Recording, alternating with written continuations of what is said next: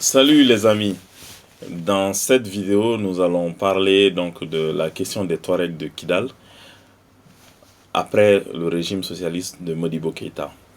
Mais avant cela, comme vous le savez, nous avons déjà vu les origines, nous avons vu comment une tribu qui était inférieure aux autres tribus a pu se mettre au même niveau. On a vu comment les Touaregs de Kidal ont dominé sur les autres tribus du nord du Mali. On a vu comment ils se sont comportés à la veille des indépendances. On a vu leur attitude pendant le premier régime socialiste du Mali. On a vu la première rébellion dans le nord du Mali. Et aujourd'hui, nous allons voir comment les Touaregs se sont comportés avec le régime de Moussa Traoré. Il s'agit bien évidemment des Touaregs de Kidal, de l'Adache. Mais avant cela, le 1er mars 1967, Modibo Keïta donna les pleins pouvoirs au CNDR et supprima le bureau politique du parti. Le CNDR radicalisa bien évidemment l'action gouvernementale, destituant ministres et fonctionnaires accusés d'enrichissement personnel, poussant les députés à mettre fin à leur mandat. C'est dans ce contexte-là donc que le 16 janvier 1968 que le CNDR renforça donc ses pouvoirs, surtout de surveillance, avec l'aide de la milice. Donc, vous comprenez qu'il y avait une crise interne. Donc, il y avait une crise interne, une crise de gestion, une crise de gouvernance à Bamako. Bien évidemment, la France profite donc de cette situation-là pour fomenter un coup d'État avec l'aide de quelques militaires subalternes. Donc, Modibo Keïta, renversé, interné pendant 9 ans dans le pénitencier de Kidal, donc avant d'être empoisonné, bien évidemment. Il mourra le 16 mai 1977, sans jamais être jugé par ailleurs. Et d'ailleurs, le capitaine Dibi Silas Diarra également, qui fut l'artisan du développement du Nord et en même temps qui fut quand même l'homme qui a mis fin à la première rébellion, lui aussi fut arrêté et déporté dans les salines de Taoudéni. Donc il mourut sous des coups de la torture de Niantao le 22 juin 1972.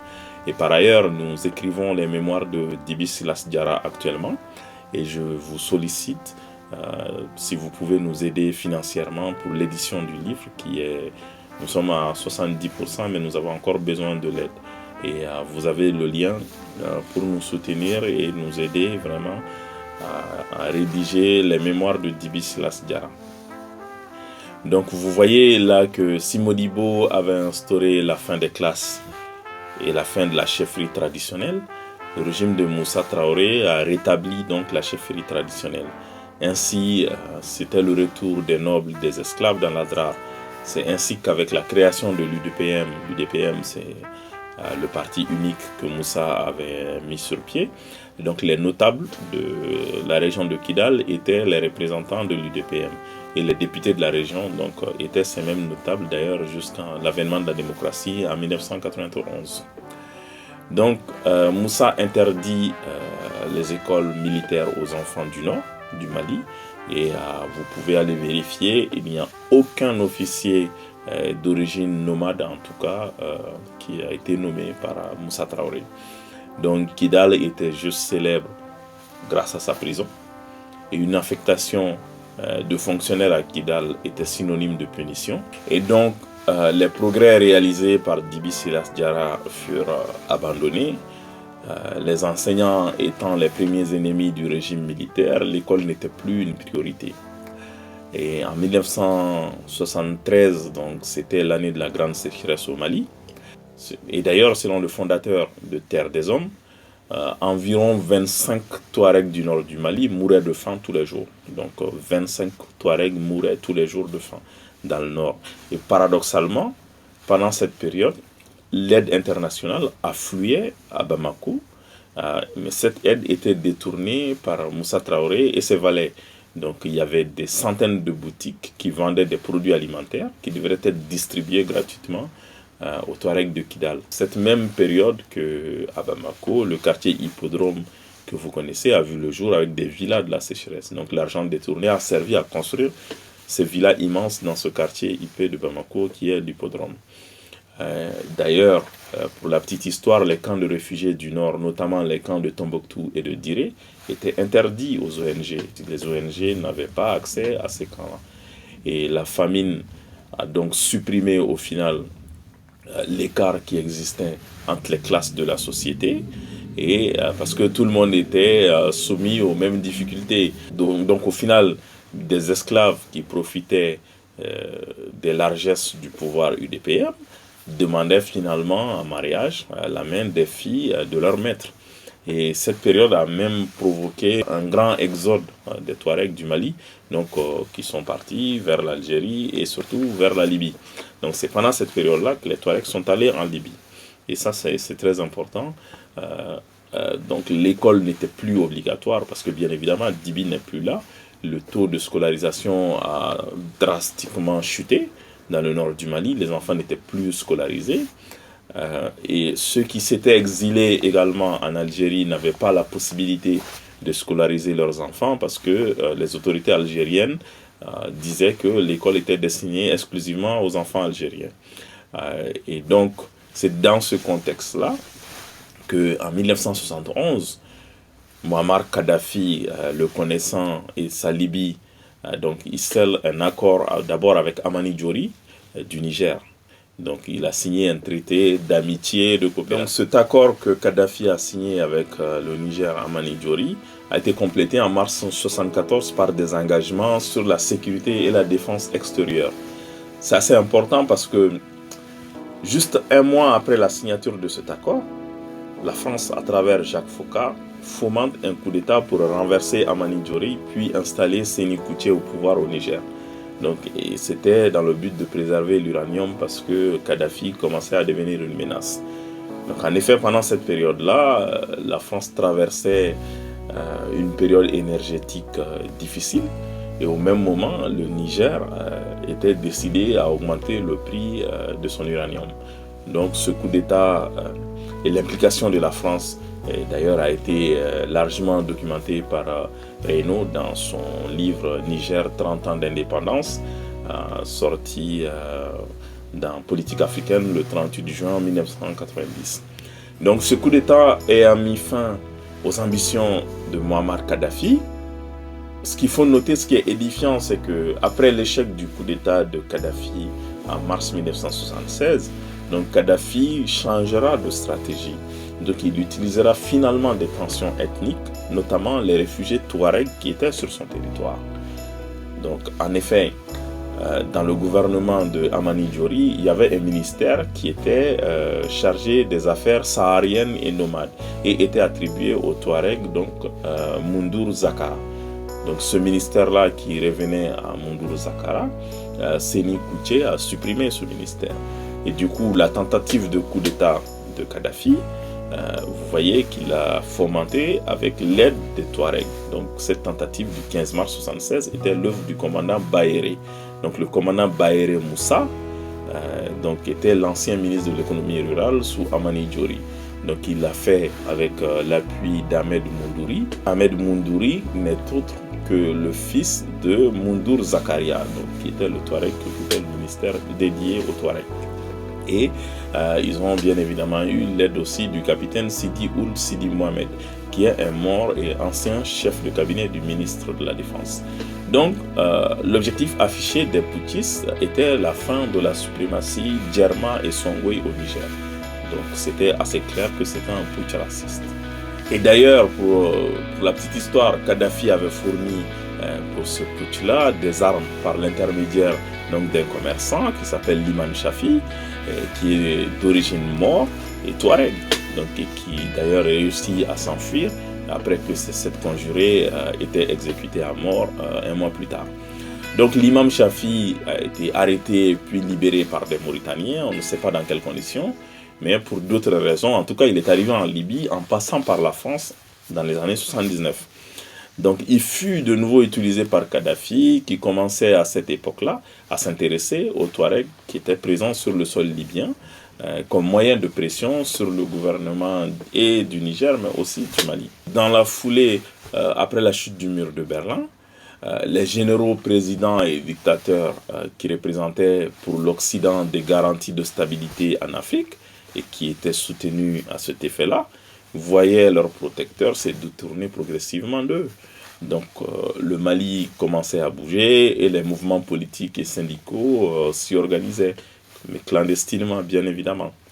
Et du coup, les Touaregs qui avaient rencontré des opposants maliens du mouvement démocratique en Libye et a parfaitement saisi les aspirations populaires à plus de liberté. Ce qu'on peut dire, c'est que à cette époque-là, Moussa Traoré et son régime autoritaire étaient rejetés par tous les Maliens, du nord comme du sud. Et toutes les oppositions donc, étaient les bienvenues. Donc le mouvement démocratique a bien rencontré les Touaregs qui étaient réfugiés en Libye. Et cependant, les Touaregs, même s'ils ont vu une opportunité, c'est l'option militaire que eux ils avaient choisie. Et donc du coup, cela a une certaine méfiance qui les empêcha d'ailleurs de s'inscrire au sein de ce mouvement démocratique-là.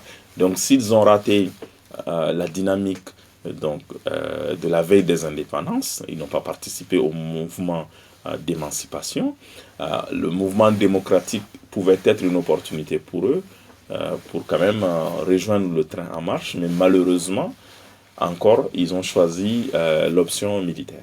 Du coup, une semaine après le sommet de la Baule, le 28 juin 90, les rebelles Touaregs passent à l'attaque. Donc, comme d'habitude, ils attaquent le poste de Ménaka, un poste sous-équipé. Il y avait quelques éléments qui étaient là, froidement abattus.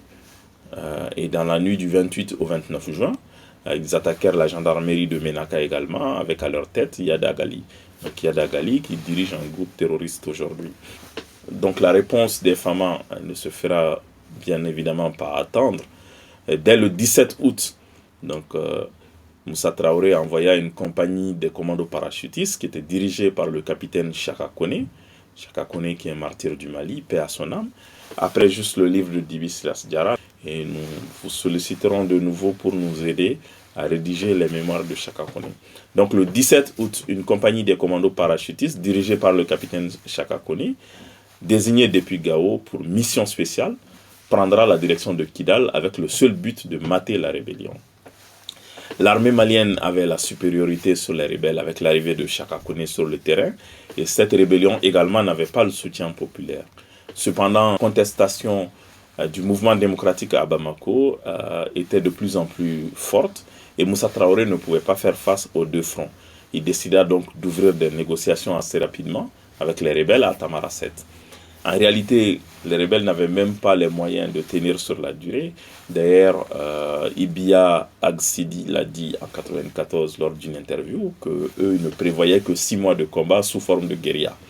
Donc vous voyez que avec l'ouverture des négociations, on a compris que cette rébellion était constituée et dirigée par Yada Gali, Mohamed Aguerlaf, Ibia Ag Ishraq, Cheikh Agbay et Bédin Ag Youssouf. Moussa Traoré a signé l'accord sous la contrainte, et donc vous savez ce que cela veut dire.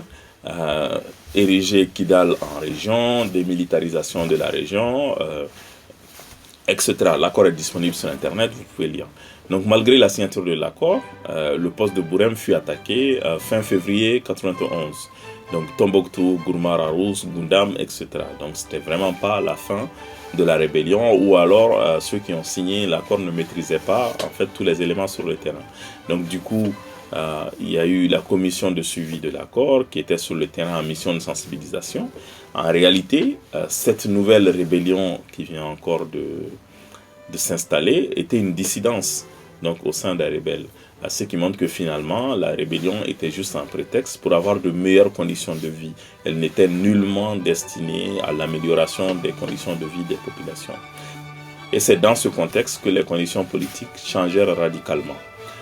En effet, l'armée renversa Moussa Traoré et établit sous la direction de Amadou Toumani Touré un conseil de réconciliation nationale qui se transformera le 31 mars en CTSP, le comité de transition pour le salut du peuple. Donc le 27 avril 1991, les membres du CTSP, malgré les différents échanges avec les leaders de la rébellion, le 27 avril 1991, des affrontements éclatèrent de nouveau. Donc, afin de faciliter la relance du dialogue, le gouvernement de transition engagea donc comme médiateur le Français Adgar Pisani et le Mauritanien Ahmed Baba Musé.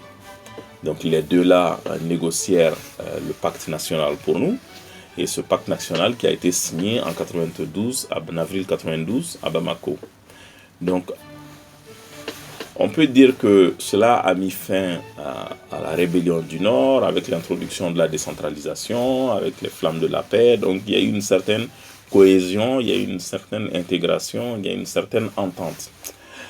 Malgré cela, en 2012, donc une nouvelle rébellion éclatèrent de nouveau dans le nord du Mali, où cette fois-ci les Touaregs de Kidal ont fait alliance avec des groupes terroristes, des groupes djihadistes, pour attaquer des positions de l'armée malienne. La suite, nous la connaissons, nous la vivons, et c'est à nous de l'écrire. Voilà globalement l'histoire des Touaregs du Mali. J'espère que ces différentes vidéos vont te permettre de mieux comprendre les enjeux actuels, de mieux comprendre les raisons de cette lutte-là et de pouvoir faire ton propre jugement à partir de ces informations-là. Merci beaucoup. Si tu as aimé cette vidéo, n'hésite pas à liker, à partager ou à mettre un commentaire, mais surtout à nous soutenir également financièrement pour la rédaction des mémoires de Djiby Silas Diarra et juste après Chaka Koné. Merci et à très bientôt. Il est hors de question que les Touaregs soient les détenteurs d'un territoire bien à eux. Il est hors de question de remettre en question des frontières qui, somme toute, sont récentes. 32 ans, ça n'est pas énorme. L'Europe a modifié ses frontières pendant des millénaires. Cher monsieur, je n'ai même pas essayé une seconde de me poser la question de savoir si c'était possible. Pourquoi ? Parce que si j'avais mis en cause l'intangibilité des frontières, d'abord j'aurais remis en cause tout l'ordre africain. Et je trouve que c'est pas mal ce qu'on a sur le dos déjà. Et deuxièmement, j'aurais subordonné la solution du problème touareg malien à la solution de 5 problèmes touareg dans 5 pays différents. Je préfère qu'à l'intérieur du Mali, on trouve un vrai statut d'autonomie administrative, de spécificité culturelle, de capacité de développement, et qu'à partir de là, on envisage un avenir dans lequel les Touaregs communiquent entre eux à cause de leur identité de civilisation. Sous quelle forme, je ne le sais pas encore. J'ai un exemple en tête. Dans le Pacifique existe une espèce d'internationale mélanésienne. Il y a la Fidji, il y a la Nouvelle-Calédonie, il y a Vanuatu, il y a Papouasie-Nouvelle-Guinée. Et ils se réunissent tous les ans, tous les 2 ans. Ils ont même une institution permanente sur les problèmes culturels. Aucun d'entre eux ne met en cause l'identité nationale des Fidji, etc., etc. Et je me demande si, au moment où la Russie se trouve devant un problème d'un type nouveau, où État et nation ne correspondent plus, au moment où l'Europe renverse le problème qui était le sien, au moment où le monde arabe se trouve affronté à l'existence d'États à l'intérieur d'une même nation, au fond le problème touareg n'est pas un problème extraordinairement moderne, qui est celui de la gestion différente des problèmes de peuple et des problèmes politiques.